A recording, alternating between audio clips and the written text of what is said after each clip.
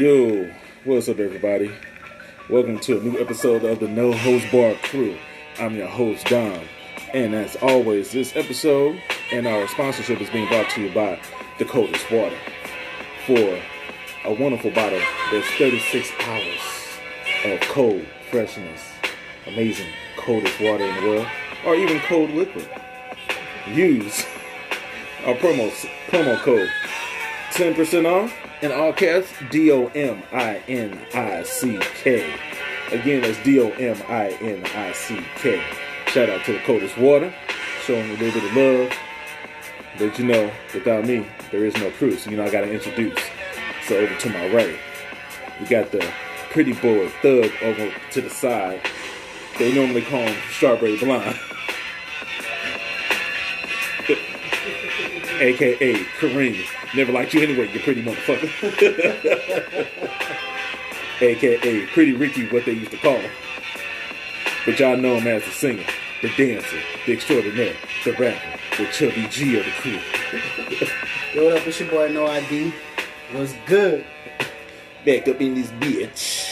Oh yeah. Yes. And over to the right, actually over. You play me like me pussy. and to his right, we have the usher of the crew. Y'all know him as Tender Salute and Bend Him Down, because he's gonna gun up that hoe, because he loves hoes, he just don't pay for them. Which part of usher exactly? Damn, why you gotta do it like that? It's signs of usher. We talking about like, we talking about No Limit usher. We talking about motherfucking Same Girl usher. Let It Burn usher. These are my confessions usher. But y'all know him as the Trading Places usher. Moving Mountains usher. I'm not trading places. Don't do that. I'm always on top. That is on the bottom. Oh.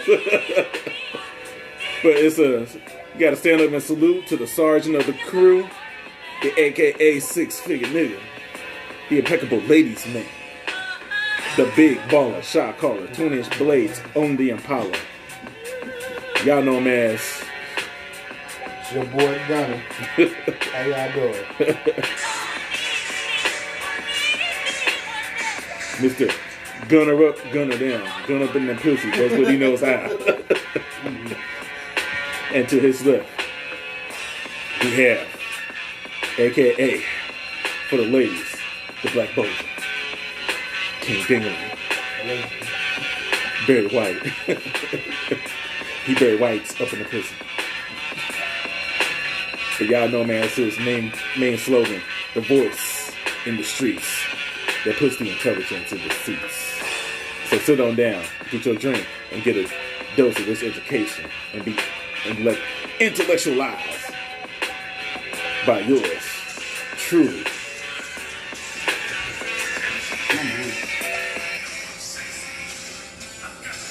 Let it ride. I got the moves. Come on now. If you know I sing along. Hey, down there's fine. It's Mr. Michael Stein. Michael Stein. Michael Stein, president of California. Michael Stein. How's everybody doing?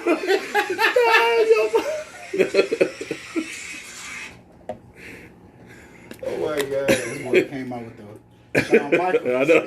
Don't step on my shit, bro. I'm not stepping All out. right, you had your time. You had your little Mario. But I didn't choose that though, so that fucking count. You chose that shit. Wait, My bad, bro. I'm talking about something, bro. Hey, chill, bro. You came in with your theme song. No, I didn't. That was an outro song like a I know. motherfucker. He's like, yeah, I'm about to do this thing. Like, My yeah. bad, fam. He's like, yeah, I'm about to do this thing.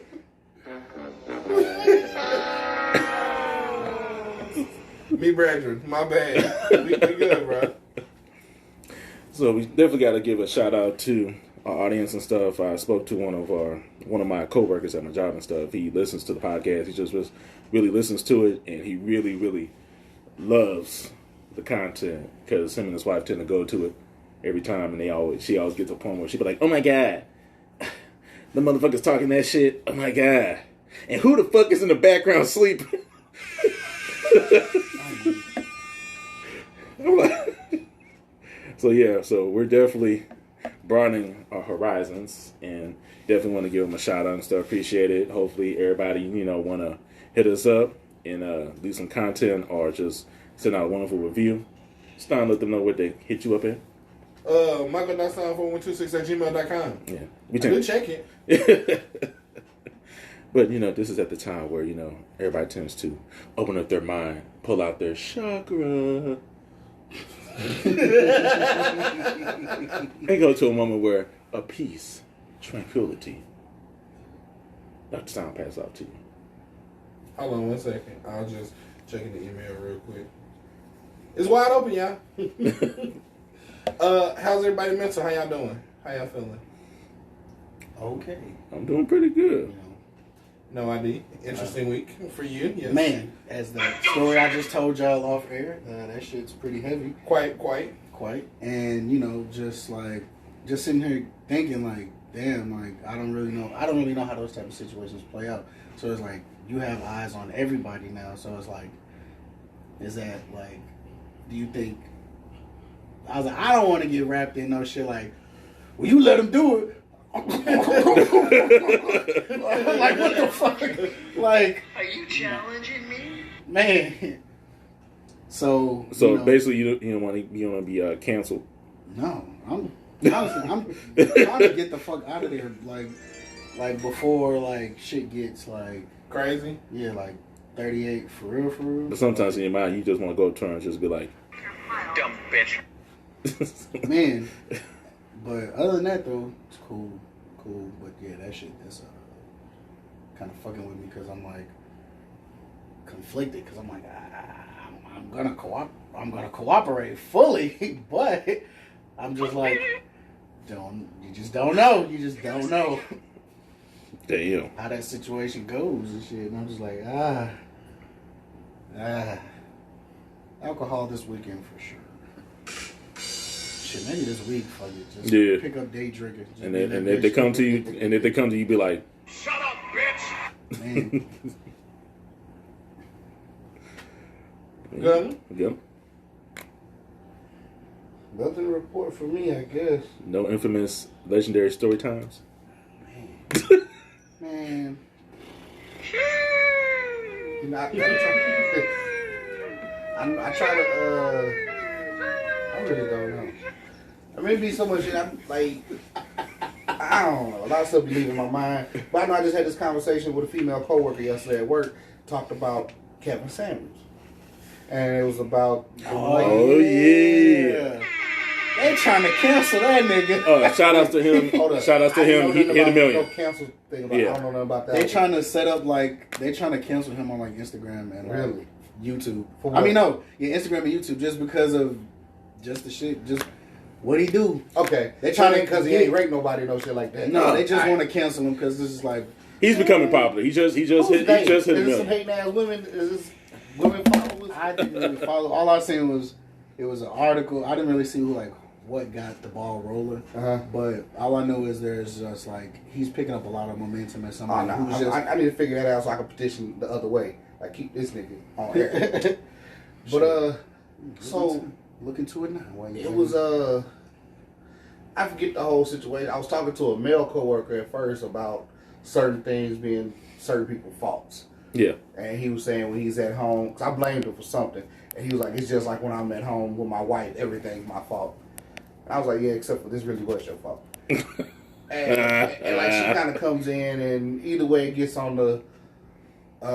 She started like, yeah, it's always the man's fault. She just got out of a bad relationship, so she kind of man bashing. So she came in talking about, yeah, it's always your fault. Men are assholes. I said, really, y'all the one ruining the relationships. And she was like, no, we're not. Y'all the ones out here cheating, this, that, and other. I said, there's this guy I listen to. His name's Kevin Samuels. You can look him up on YouTube. Blah blah blah. And he said, statistically, divorces are higher, more so in the black community. And out of all those divorces, women are leaving the relationships. And she's like, yeah, because y'all are assholes. Or whatever, however she said it. I said, either way, y'all are the ones ruining relationships, not us. And then she tried to, we don't have this whole discussion. I just used all Kevin Samuel facts in it, all the things he said. Did you hear that with the sign language, shame, insults, guilt, the need to be right? According to change.org, they have 2 active petitions going. The petition to remove Kevin Samuels from YouTube and Instagram, they want to get 25,000 petitions. They have 15,757 and climbing. Yeah, I just read that same article. And the Keep Him Online only won 2,500 petitions, and they got 2,187. So it look like you gonna win on this. Yeah, I know. So it's crazy because the description for it is like, for the getting rid of them is like, with the rise in violence against women, specifically African American women, YouTuber Kevin Samuels has galvanized. Big word for the day, kids. Galvanized a community of men of all races and nationalities in the outspoken hatred of women. Removing this voice of I can't even. Big word. No, typo. It's got to be a typo. It looked like diverse, but I think they fucked it up. Oh, did they put Will on allow there? women to feel safer not only in public spaces, but in online communities as well. It sounds like women trying to play the victim. Like, oh, I don't feel safe. Either way, so I put a post. This is not like Kevin Samuels is. Y'all trying to brand this thing like Kevin Samuels is like a Trump. Like Donald Trump like made like the motherfucking country feel like, okay, it's okay to do this, unacceptable ass behavior and shit. Like it's not cool. I mean, it wasn't just him. Like no. It was a lot of motherfuckers who. No, agreed. I don't. No, like agreed. But like Kevin Samuels, he's just like bringing, like you said, like we say, a more abrasive, probably perspective. As far as like how women like do shit. So it's like, I mean, you can't just put all of that on his shoulders. Like, oh, he single-handedly like lighting a fire under men to like treat women like shit. But like, to me, unlike other people too, that's a little. he also brings stats to the table. Now, I'm not gonna say stats is factual, but stats is something you can measure and compare with. It's quantifiable. Yes. Hey. So, see, again, this regular school education, I just say measure. They say quantify. That was a lot more. That's just simple. reading. The nigga who started that ain't even here. Yeah, the reading is fundamental. So either way, the more you know. So, and that's one of the reasons why I like him for the most part, because he ain't just talking out the side of his face. He put numbers out here in front of you, so you can be like, huh. Alexa, play Women Lie, Men Lie. So, Wayne and Gotti. and that's the only reason why I like him a little bit more versus just people just be saying shit, because he put numbers out there. But like I had put a Facebook status up, post, whatever, and it was pretty much like people prefer a pretty lie versus the ugly truth. And on the pretty lie side was like Steve Harvey and somebody else, and the ugly truth was Kevin Samuels. Now, our infamous Mike Stein over here, Yes. commented on it. Now, when I read it, I was like, this is a long list of big ass words. Like, that's all I'm thinking as I read this shit. Like, I don't even know where to start to respond. Like, when I start looking up words first, so I know what I'm arguing against. But this is Michael Stein, because you know his motto. Because I'm a stud. I'm ballsy. I don't take no shit from anyone. So, Not inaccurate. but we had a little debate back and forth on there. And I mean, I'm not discrediting his argument. The only thing is, people have the right to have their opinions, and it was just both parties. We both had our own opinions about the situation. Me personally, I actually like Kevin Samuels because I just believe that we as people do need to be held accountable. And that's not just women, it's men too. Because even at the same time, we've heard and seen that Kevin Samuels don't bash only women. He bashes men too. Exactly. And I hate to, I'm using bash because that's just, he comes off aggressive to not just women, but to men Basically, as well. basically the tone. That's what a lot of people have problems with, is the tone. It's like they don't mind hearing what he has to say, but they always go towards his tone. But when he plays the videos and he's repeating what you just said, Yeah. Like to make it sit, to let you know what you just said before he starts getting into it. Only thing he's doing is just asking questions. How you respond is how you respond to. Yeah. some people take it Is that personally, religion? and then they answer. You know, are you religious? So you don't think I'm planning on taking vows for better, for worse, definitely for it? None of such shit say happiness. Like I'm thinking like usually when people come to him, like they assume they have their quote air quote shit together when they approach him with their questions, and then once they start breaking down the shit of all the shit that they asking about, then he like, okay, well now that we breaking it down, it don't sound like you have your shit And together. who are those people that think they got their shit together?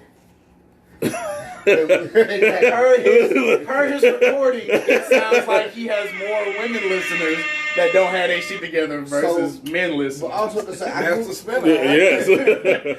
I grew That's up. that Michael Steiner right there. Yes. I'm Steiner. Yeah. I grew up in a do as you told kind of thing. Like, shut the fuck up. Your parents, whoever they tell you to do something, you do what you said. Ain't no questioning to it. Instead of grown folk business. Yeah. Yeah, like it wasn't no sugarcoating. No like, hey, how you feeling today? I don't give a fuck about how you feeling. Get your ass up, go to school. This kind of type shit. Then at the same time, being military, you get yelled at all the fucking time. I could take an ass chewing. And somebody raise their voice at me. Oh the fuck, well, I'm gonna brush that shit off and keep moving. You can take a what? But society. Ass chewing? You know what ass chewing? I mean, I know the. It's just how you. I know. Ass chewing. He was asking, do you like your ass Ass chewed? chewed. That's what he asked. Oh. That's what he asked you. He was like, He said, I can take an ass chewing. So like, wait a minute. So, and the fact. That's a chess move. We'll talk about that on another episode. I know. So the fact that people get out talking about how he coming off, I'm like, you oversensitive. It's like nobody can correct you. I mean, I understand, like you said, to me it's correct, constructive criticism. Now I understand it can be a little harsh, a little abrasive, but at the same time, corrective criticism. Get out your feelings, take a step back out yourself, and look at what the fuck has been put in front of you. Weigh the pros and cons. What did he say? What's the issue? Is there any truth to what he said? If there is, apply it. At this point, make yourself better than you are. And we as people, not just women, but men, seem to just get in our own ways. Can't nobody tell us nothing. Like, and it's just big. I see it a lot more with women, where you like one of the discussions I've been having at work lately about cooking. I want a woman to cook. Yeah. And I say that, the first thing I do, what you gonna do? Why you gotta jump off that way? I just want a woman to cook. What you gonna do? I live on my own. I clean. I pay bills. I do all this other shit. But then I brought up that I liked the little video because it was a funny way to show some shit. The Anthony Mackie when he was on some TV show, and he was like, "Fix Daddy a sandwich," and it was like, they like, "What do you mean, fix Daddy a sandwich?" He said, "So when your man take you out, does he open the door for you? Yeah. Does he pay for the bill? Yeah. Does he do something else? Yeah. Then you fix Daddy a sandwich." He doing all this shit you want, so you do the fuck. You got to play your role too. So me as a man, and once I said all this shit to them, they was like, "Well, if you doing all that, then yeah, the least a woman can do is cook for you." Exactly, but y'all so fucking far on y'all way when a nigga say cook for you, you instantly think a motherfucker giving you orders or something. You think it's slavery, barefoot kitchen cooking. Your rebuttal. I'm- some Oh, shit. yeah. I was just- Stein, go ahead. It's just gonna be quick on that. Like, Because I know you had what you just said, like how you explain that, like that'd be like one of my biggest talking points about the shit that Kevin Samuels be doing. Like, you see how like the audience that you were speaking to was more receptive when you conveyed it, communication, right? Yeah. So to be an effective communicator, you need to understand who your audience is, and you speak in a language that they can understand. So when I'm talking to y'all, generally outside the podcast, I speak in a way where you can receive the information that I'm trying to convey. It's about the way that you do it. It's not what you're saying; it's how you saying it. So they was real. They gave a lot of pushback, and they were not with what you were saying initially. Once you elaborated and you spoke in a language that they can understand, well, if you're doing all that, I understand your point. Hell yeah, go make Daddy a sandwich, right? And that makes sense. So when I be talking shit about bro, like when you coming up with "fuck you, suck my dick" energy, like you not helping nobody. Well, like you conveying it in a way.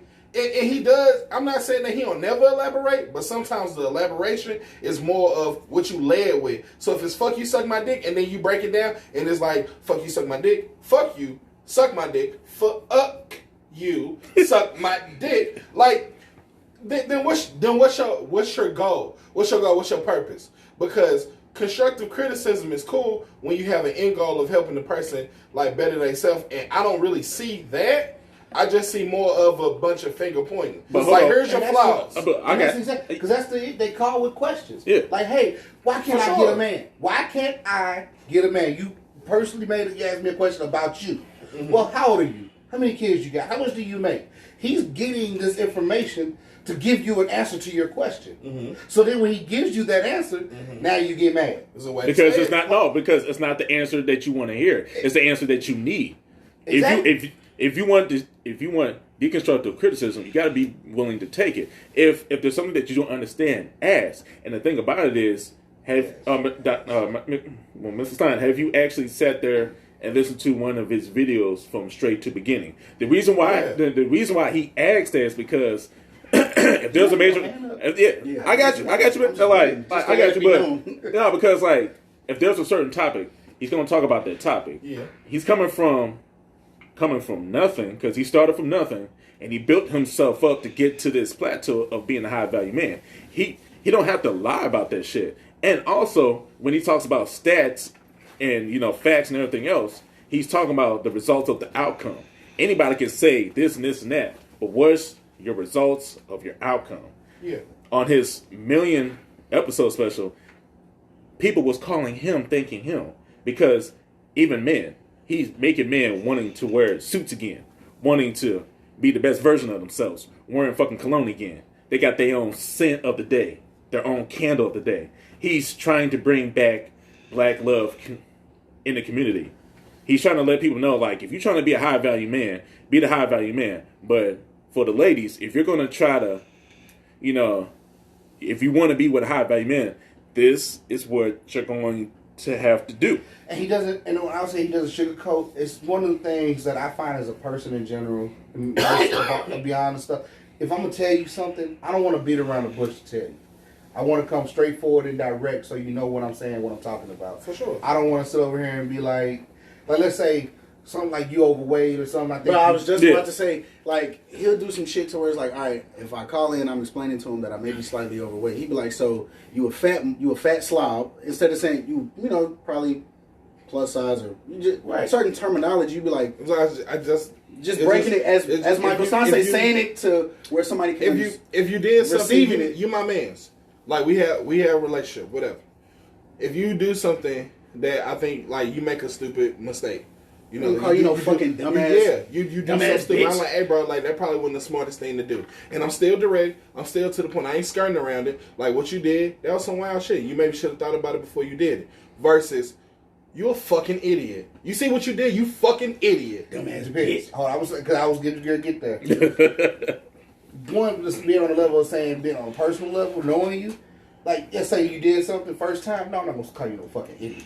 I address the situation, this, that, and other. Now, if this is the 5th fucking time, hey man, you fucking tripping, you dumbass. Like, those words might come out of my mouth. On the 5th time, it's more abrasive, more direct. Yeah. Maybe it kind of pierces the brain. It sinks in a little better. Yeah. I do know sometimes people, not just women, tend to reject shit like that too.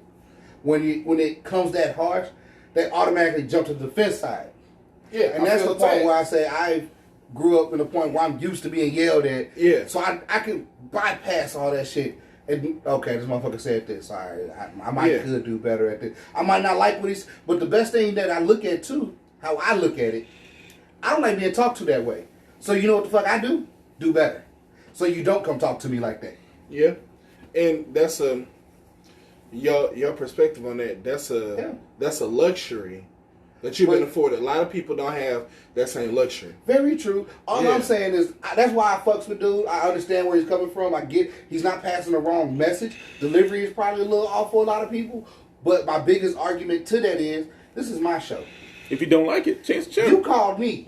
Yeah, no, you. And I'm pretty 9 times out of 10. I'm sure you didn't see how I talk to other people. For sure. You just walked in the devil's den. Don't get mad because you got burned. For sure. You walked in here. Yeah, the house on fire. I told you that before you came here. Absolutely. Like for people who are purposefully inviting themselves and they know what they're gonna get. well then you deserve what you got. My issue be, don't masquerade it like the house not on fire. Like people who support a lot of his supporters be like, nah, man, it was just He don't masquerade because he don't. But his you say my supporters show do. right. You know what's in that. I'm gonna cut you. Like He doesn't do that. But it's the same reason why I don't like Beyonce. Like it ain't Beyonce. She's talented. It's a fans. like Oh, the fucking It's a fans. Is Kobe LeBron fans? fans. Is Mike fans? Is LeBron fans? Like, Well, don't them diehard fans is don't just become. like, You start taking from what is factual and you spin it to something like delusional because of your admiration for this person, and that's toxic. But does it fall under the social media? Because if you're gonna go towards, if you just said the artist, right? And you said you have mostly problem with the fans. So do you think that's because of the social media, perspective? Because, back in the day when we was fans, from our generation, we was fans. We be like, we love you, we support you, we bought your albums, you had the Right On magazine, we had your pictures on the wall, we go to the fan club, we order your tickets and everything else. And now it got to a point where you're on the social media, you got your click. So if Gunna is very popular, he got 1 million views, he got the Gunna Hive, the Gunna click, The G Hive, the G Hive, and you probably got a G Hive. yeah, you probably got G Hive. So if they say so feminine, just because Beyonce didn't got the Beehive, they put Hive behind. I'm thinking feminine. I was thinking, but I want to say G Unit, but that's already trademark. Yeah, but it's like if you had like what you're saying right now, if you supposed that on Twitter and stuff. But I just want to say for G-Wagon. Yeah, the G-Wagon. There we go. Like bandwagon, you got the G-Wagon. I was like the Mercedes. Yeah, G-Wagon. So the G-Wagon. How Drake said the bandwagon full, but you could try to run behind it. Yeah. The G-Wagon full. So the G-Wagon is going to come and get on your ass, pause. Ass chew you to death, pause. Yeah. Because of what you said. Yeah. But, as we just said that, how they took it, what I'm saying, was it the tone, or do you feel it's more the social media? Because it's basically, you can't have an opinion now, because now it's got to the point where if you have an opinion, instead of you agree to disagree, it's more like, I agree. I'm gonna cancel your ass. I agree with. Fuck you. I agree with you saying your point on like it's not really a space now to be opinionated. Well, not even that. To agree to disagree. Like it ain't no respect now. Yeah, that's what I'm saying. Everything like, has like two different things in this. But now you really can't. It's got to be black and white. It's either you right or you wrong. It's left or it's right. Like we can't just say, look, I see it left, you see it right. Hey, I respect your opinion. I just don't subscribe to that. Like even with facts, you see and statistics and data, and it's like you see it a lot when you start talking about people who we consider legends. Like most motherfuckers who like Prince fans, you can't come into them and say shit about Michael, Freddie Mercury, Stevie Wonder, none of these motherfuckers. Yeah. Smokey Robinson, nah, it's Prince. And it's only Prince, and it's only always been Prince. And don't fucking approach me with none of that. And that's, to me, and I say this, I'm a Jay-Z fan. And I have been for a long time. But even and to me that's the testament of a true fan. Like when you can accept when the person that you idolizing maybe fell short of the place that you try to keep him in a lot of times. Jay-Z been off sometimes. He got some verses that I think whack as fuck. Like, he just spit some lines and I was like, that shit kind of trash. I don't know why everybody fucking geeked as fuck over that. Like, that shit trash. To me, if you can't have that kind of viewpoint about a person, then you're a toxic motherfucker. That's what I be saying. That's what I was saying about the Beehive. Like, Beyonce not a good actress. And I watch people 10,000 comments long talking about her being cast as Storm in the X-Men potentially. And I seen people, after seeing her acting. If y'all see it right now, if you see Gunna's look in the face, they was in there like, nah, she a great actress. She got skills. I think she would kill this role. And I'm like, you can't be serious. Like, this ain't even about hate of Beyonce. Yeah. It's just not a skill that she possesses. But you so immersed in the fandom, in the idolization of that person, you unwilling or unaccepting of points that are counter to what you want to call law. And then I also want to interject as well, like, when it comes to Beyonce and stuff, Beyonce's best movie, in my opinion, was Dreamgirls. Because that role that she wanted, the role that she got, that was that was mainly her. Yeah, she went acting. Obsession was good That's- at the end where she was fighting the chick. In my opinion, she fucked up the Lion King. My I'ma only, I say like it out that there. Austin Powers. my only movie. I'll give you that.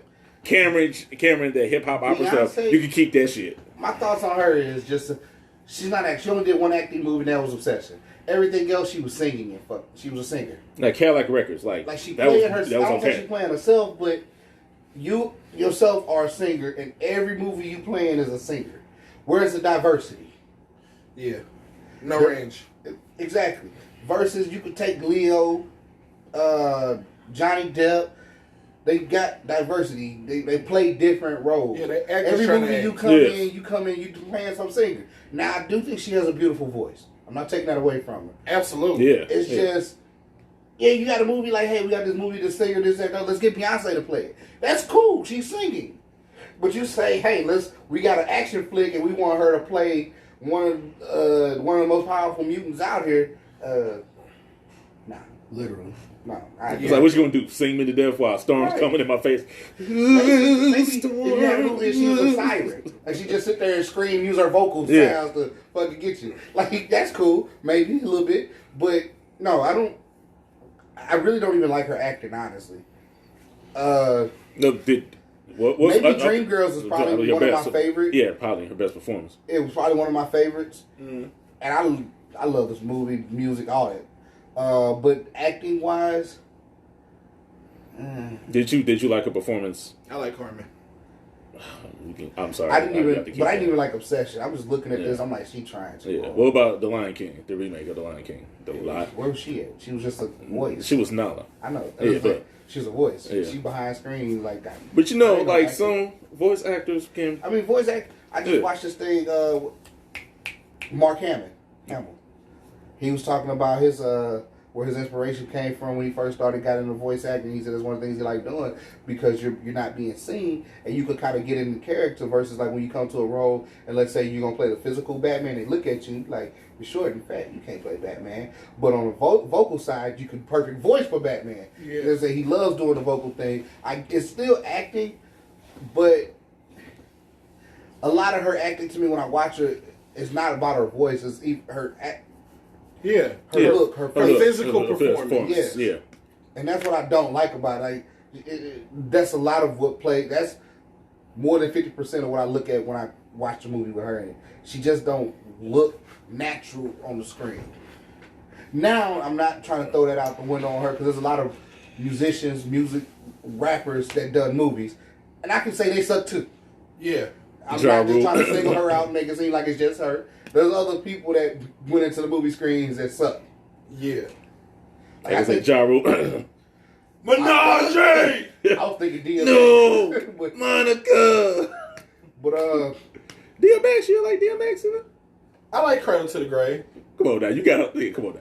Even Exit Moves. Yeah, like Belly? Wrong kid. Definitely wrong father. Belly. Yeah. Different brother. There's this other movie he was in, but it was like this guy, he got shot. His name was like King or Kane. Ministers or something? No. No. He was like a drug dealer around town. He got shot. And It's this a- white dude was a reporter that found him. Never Die Alone. Yeah. Yeah. I like that movie. Yeah, you tripping, but don't do that. Hey, chill out. But like I said, it's not the only actor. Like there's other people. There's some that are natural. I look at a movie and be like, I wouldn't know he was not a rapper or whatever. Yeah. Like I think Ludacris is getting better. Yeah. Yeah. First where he started to where he's at now, like, man Yeah. got better. Yeah. Tyrese, better. Yeah. Man, he's still a little out there. Yeah. I was like, Well, his best role. Come on now. His he was good in His- Transformers. Fast and Furious. You don't like him in Fast and Furious? He cool there. I feel like he reached his peak in Transformers. I think he reached his peak Like as Baby Boy. He seemed like a serious. Let me be careful how I word this. Yes. He seemed like a person who was serious about being in action movies. I'm not gonna say he was a serious action Yeah, I was star. about to say, He seemed yeah. serious about being in action movies. I'm gonna take this serious during the Transformers. Yeah. franchise that he was in. See, like, to me with him, I mean, to me, he tries too hard to be like a comedic relief.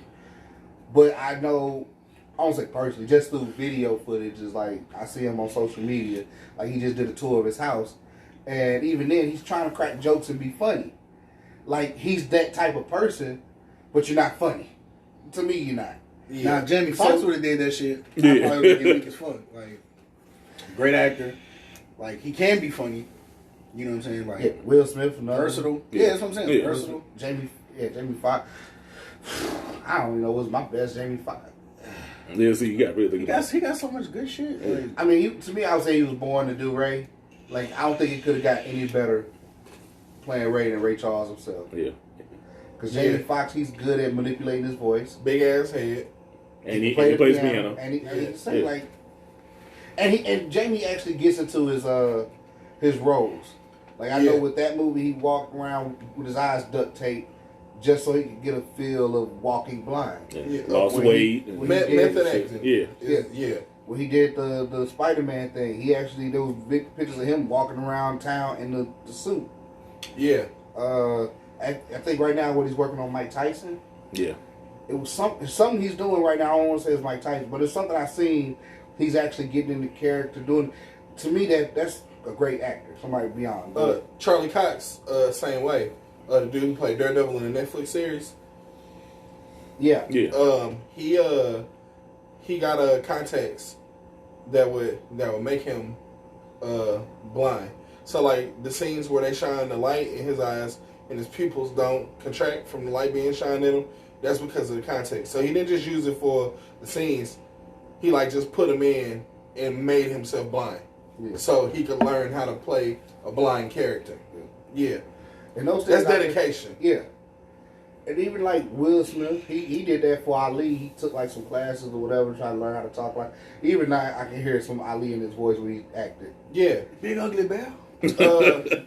What's called for the Matrix, that entire cast, they read the books first to understand the idea about the Matrix, how it exists, living in a simulation, and all that shit. They read all these books, and then they went through 8 months of actual fight training. Not just we gonna just choreograph these scenes. Like these motherfuckers, want you to be they fluid. walked away from the Matrix franchise having some level of discipline in the martial arts that they performed under. And of course they got to do some shit so it look pretty on screen. But like, shout out to Keanu Reeves, because that boy goes extra hard. Because if it wasn't for him doing all that stuff in the Matrix, you probably wouldn't have John Wick now. That's what I'm saying. John Wick. Morpheus, all of them, they really went through like to learn karate, kung fu. Like all the shit that you saw them display. They was like 8 months every single day, no days off, until they could perform the actions and the choreography, just like walking. Like they actually know how to do the shit that they was doing in those films. That's dedication to it. Because you could have just got a bomb ass, Stephen Chow or somebody, Sammo Hung, Jackie Chan, somebody to choreograph this shit, and you make anybody look like they can fight or whatever. Like you got enough time, enough cameras, and enough editing. Anybody could look like a cold ass fighter, but like to be actually able to come in and do that shit. Tom Holland, actual gymnast. So the shit you doing for Spider-Man, that's already in your wheelhouse. Like we don't need to teach you how to fucking do a triple backflip. You already know how to do that. And you're not depending too much on like strings and wires. Yeah, we can use this. It makes the stunts more practical. Yeah, your shit is more practical now. Shout out to Jackie Chan, the king of practicality. Shout out to Sammo Hung. Shout out to Yen Buell, because he don't get the Peking Opera School. Yeah, shout out to everybody, even though when you ping. Tony Jaa was a gymnast. And Ratiki, whatever this dude name, I can't never say it. He watched him as a gymnast and was like, this guy, like when he jumps, he stays in the air a little bit longer. He was like, he'll be a great martial artist. And he took him and started teaching him Muay Thai. Yeah.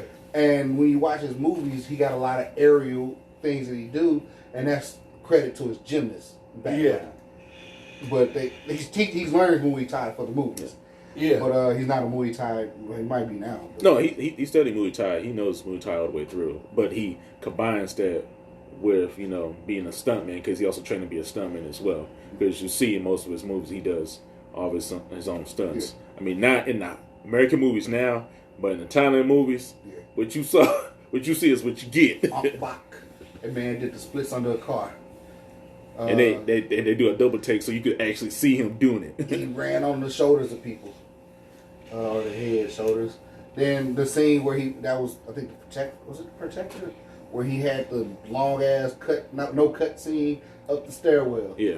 But either way, like, those are good actors to me. Beyonce, like, there was a scene in Dreamgirls where she met with the directors by the pool. Yeah. And she was like, yeah, the script gonna need some work to it.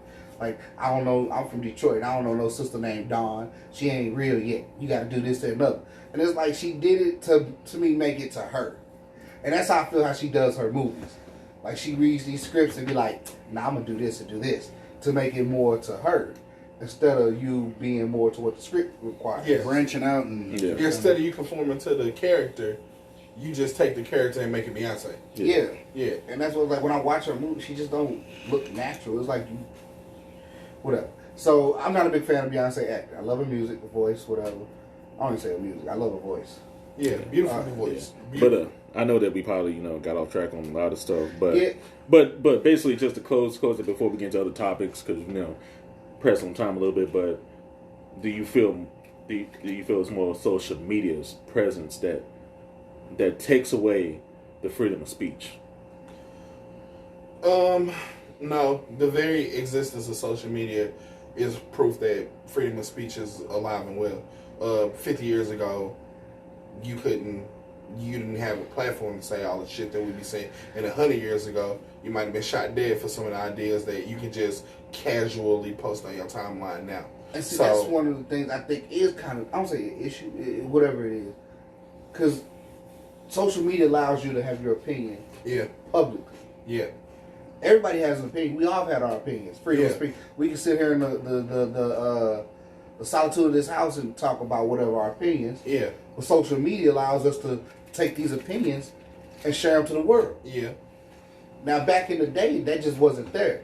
Yeah. The opinions happen whenever we came face to face and talk. Yeah. Or critics or certain. But even that, because I think people are so used to scrolling, typing, being on social media, they can't face to face interact to have those opinions back and forth. It's definitely emboldened some people. Yes, I will agree there. Because because you don't have a face-to-face interaction with a person. You're emboldened. You say some shit. And you know for a fact that if they was going to do that shit, if they was going to say it to your face, they're not going to say it to your face. Well, that's the little things like back in the day, we as enemies, we could come sit at the table and talk.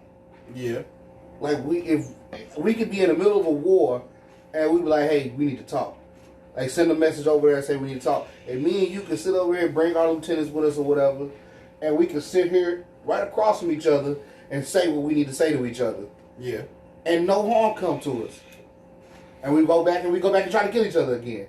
Now you can't do that. Motherfuckers too busy putting their opinions on social media where everybody see it and everybody else commenting and hyping shit up. They're making things too more public than it need to be. To the point where, perfect example, Lil' Cuz got a situation going on with the baby mama. You post something on social media, now that's out in the world, everybody see it, and everybody got an opinion about what's going on with your situation. Yeah.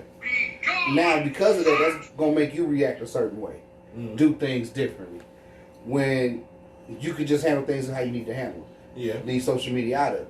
Yeah. Social media plays effect in lives and attitudes, personalities, human interactions. Yeah.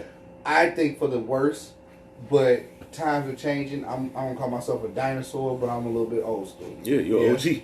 So it could be for the better for this new generation, but it's just not what I'm used to. Yeah, absolutely. And also to tag along with that, it's like it's definitely a seedy and shady side of social media. I mean, we done seen countless crimes being committed because of the accessibility that we have now. Suicides that happen, retaliation, all type of shit that happen, doxing, and people that die from that. There's a bunch of shit that happened.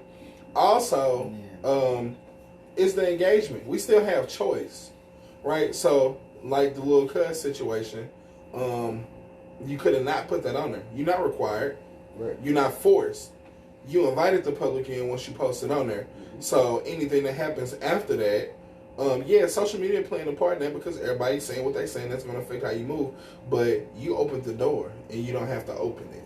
Yeah. So to me, it's a double-edged sword. I've seen a lot of good. One tweet inspired the revolution in Egypt, and all those people's over there oppressed and shit.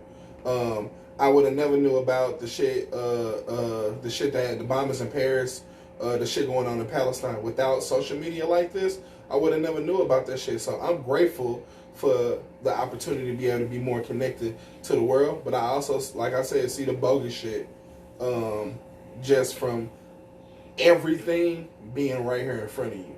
So it's a give and take. But some of the things, even too, like, I put a status up. Mm-hmm. You commented, I responded. Yeah. But then I turned around and called you. Yeah. Like, why are we talking through social media when I can just pick up the phone and talk to you? Yeah. Yeah. Same thing. This your BM. You probably gonna see her tonight. Yeah. Fuck you putting that up there for? Yeah. But if social media became such a control, like you feel like you got to, just like it was a chick I was talking to, and she got mad because I wasn't liking her pictures. The fuck for? I see you every day. Yeah. Why do I need to like your pictures on social media? Yeah. Like people feel like you have to. There's a sense of validation or something like Yeah. that.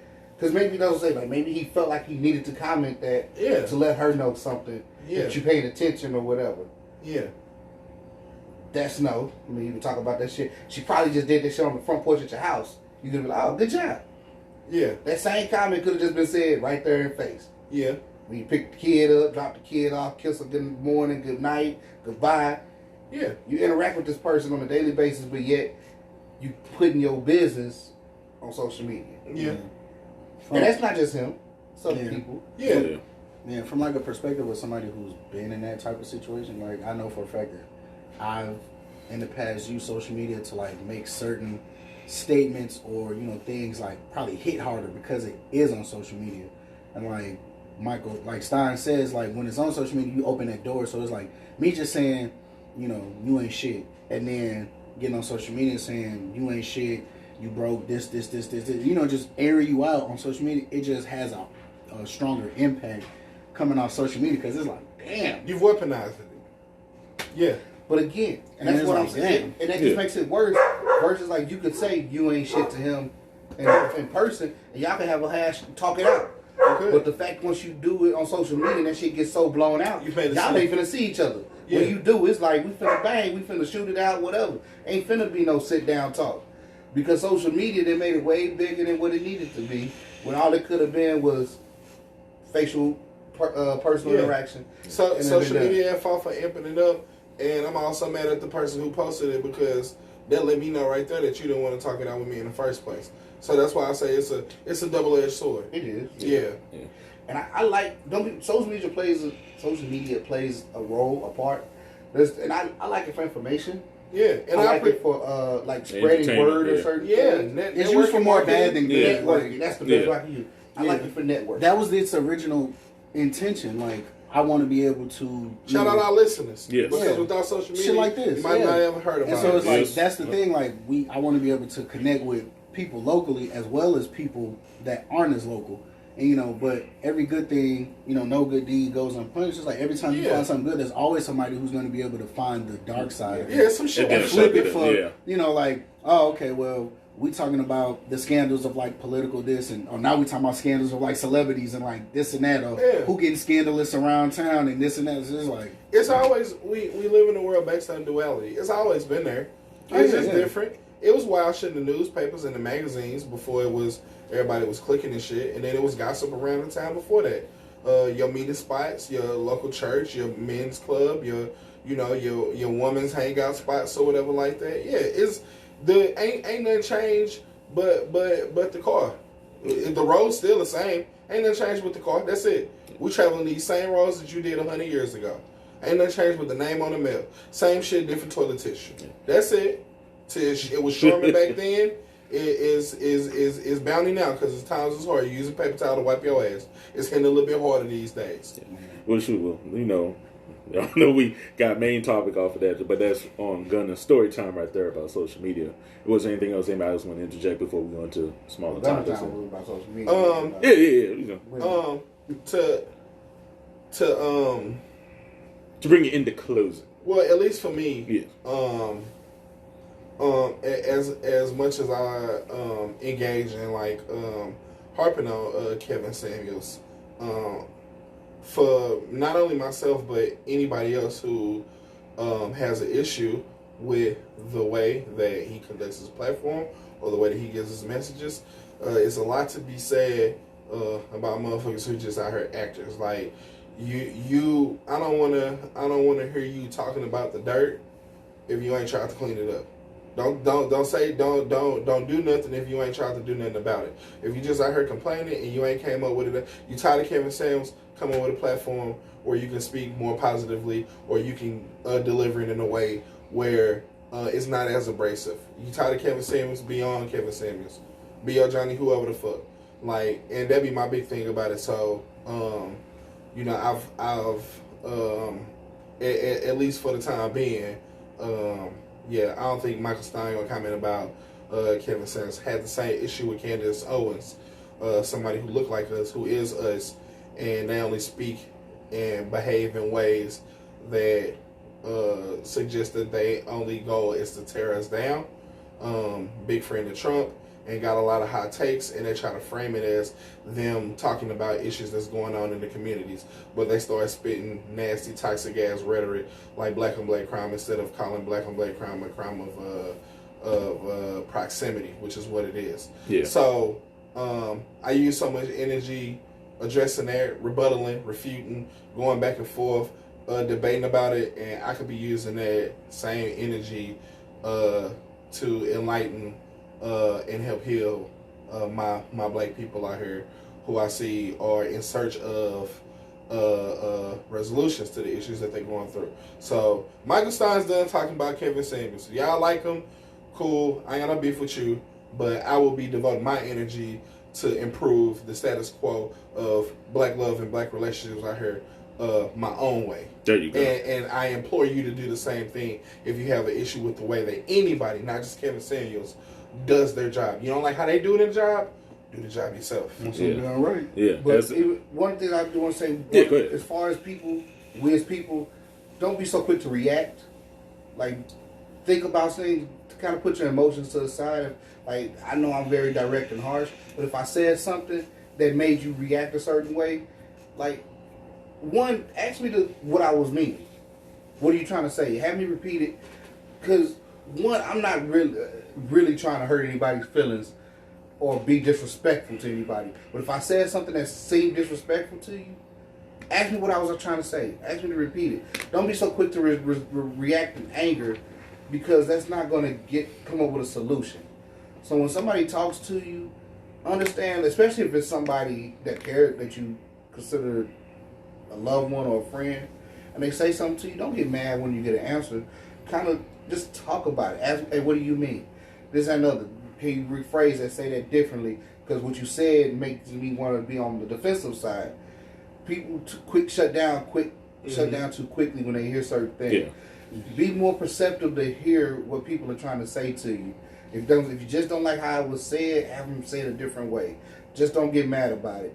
Or as rephrase it. As a philosophy, as I started saying now, listen first to understand. Yeah. Don't listen to respond. Yeah.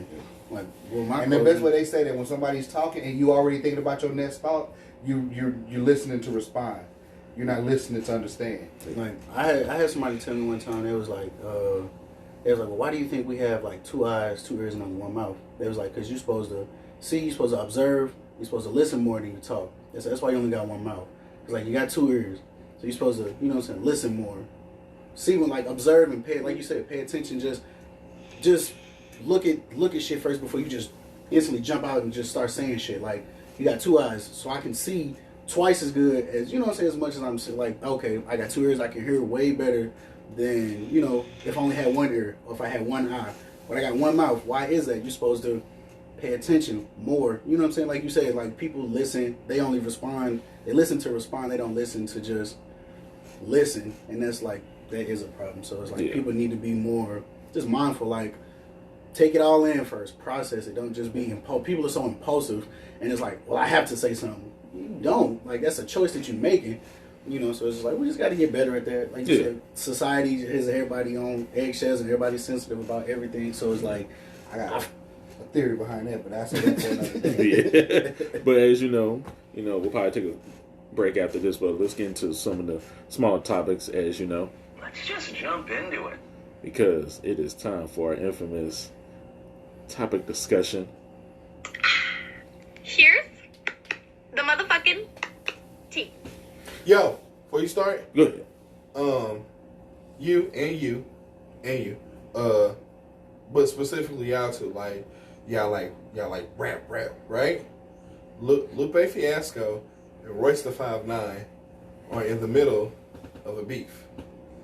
And I thought I've been hearing about that. to just make the to make a longer story less long, there is a place, a league of sorts where you can go and rap called EO Dub, End of the Week.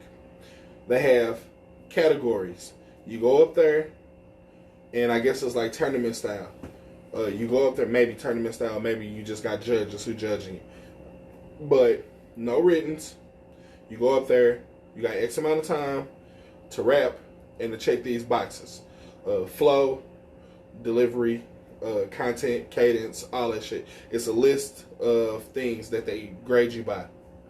Lupe Fiasco's argument was, I'm tired of hearing niggas say they're the best rapper, and then they come with mediocre verses. You the best rapper, but this song was meh. If you the best rapper, we supposed to know that all the time. If you think you the best rapper, don't go to URL and do rap battling. Rap battling is different than making a song, but rap battling, you have an opportunity to do research, to write shit about your opponent. You got all this shit that you done came up with, all this content, and it's memorized. It's memorized. Yeah, this ain't right now on the spot. Because see, if you good, if you are great, if you the best at your job, if you the best basketball player, somebody can give you a ball and pick a court and say, go drop 40 right now. And you're going to drop 40, right? You don't need 7 months to prepare. You're going to go drop 40 because that's what you do, right? So that was Lupe Fiasco's argument. Royce was trying to imply that, he'll shit on all these niggas. And Lupe Fiasco was like, I don't think you will. I think the best rapper is this dude named Osiris something. I can't remember his name. But he won EO Dub. He went through the gauntlet. He came out on top. Maybe it was his day. Maybe the planets aligned. But when it came time for him to rap and to check them boxes, he checked them against a myriad of other rappers. That was Lupe Fiasco's argument. And Royce the 5'9" was kind of shitting on them like, fuck them little pups. I know what I do. I know I'm the man.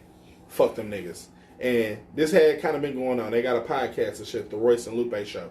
They had been going back and forth about, who the best rapper, et cetera, et cetera. And it seemed like things were kind of being goaded for them to enter URL and rap battle against each other. Loaded Lux and Murder Mook got into it, and they were saying, like, shit, who they think would win. And they was like, I would think Lupe would win. I think Royce would win, all that. They called Lupe on the phone, and Loaded Lux was trying to coerce him into getting into URL. And Royce the 5'9" had a live stream with Mickey Fax and another guy, Cosmic Kev, the DJ. Shout out Cosmic Kev. Lupe jumped on, and he was lit as fuck. And they was trying to talk to him or whatever. And he was like, nah, like, I'm not doing no rap battle shit. I ain't got no interest in battling Royce and URL. Like, all I did was tell that nigga to go to EO Dub if you want to say you the best. And, like, Royce kind of got like a line, like, watch your fucking mouth. I don't like that tone in your voice. Drop that tone in your fucking voice and all that shit. And Lupe was like, nigga, like, let's fucking go. If you want to go, nigga, let's go. Fuck out of here. And, he had got on live and was just like freestyling and shit. Lupe was, and Royce took that as shots against him, and it wasn't. He had did the freestyling and shit before the whole Royce conversation and shit happened.